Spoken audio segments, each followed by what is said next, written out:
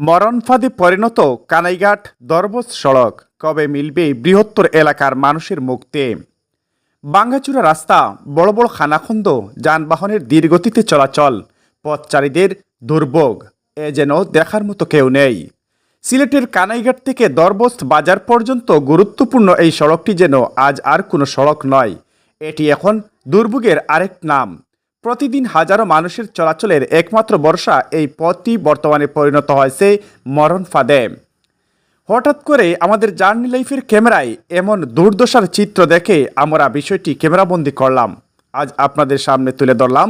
বৃহত্তর এলাকার মানুষের জনজীবন নিয়ে কথা বলার আগেই তাদের এই যে বিপর্যয়ের কথা আজ আপনাদের সামনে জার্নি লাইফের ক্যামেরার মাধ্যমে তুলে ধরছে।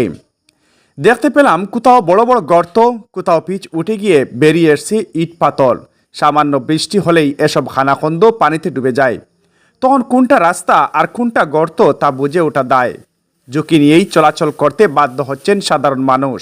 এই সড়ক দিয়ে প্রতিদিন যাতায়াত করেন স্কুল কলেজগামী শিক্ষার্থী, রোগী বহনকারী অ্যাম্বুলেন্স, কৃষক, ব্যবসায়ী সহ 2 উপজেলার হাজারো মানুষ। কিন্তু দীর্ঘদিন ধরে রাস্তার এমন বেহাল অবস্থার কারণে তাদের ভোগান্তির যেন শেষ নেই।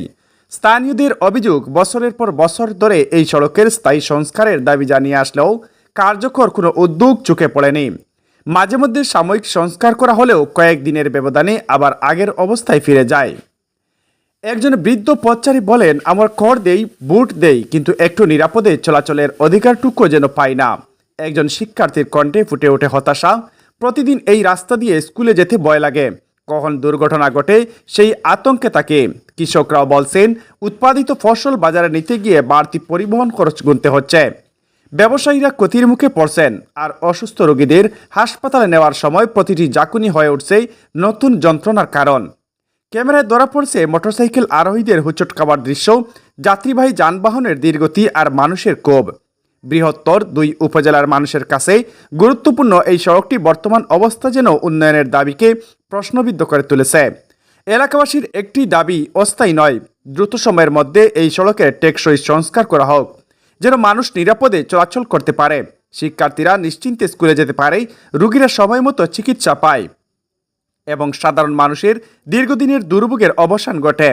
কতদিন আর এই কষ্ট বয়ে বেড়াবে মানুষ? কত দুর্ঘটনার পর সংশ্লিষ্ট কর্তৃপক্ষের টনক নড়বে?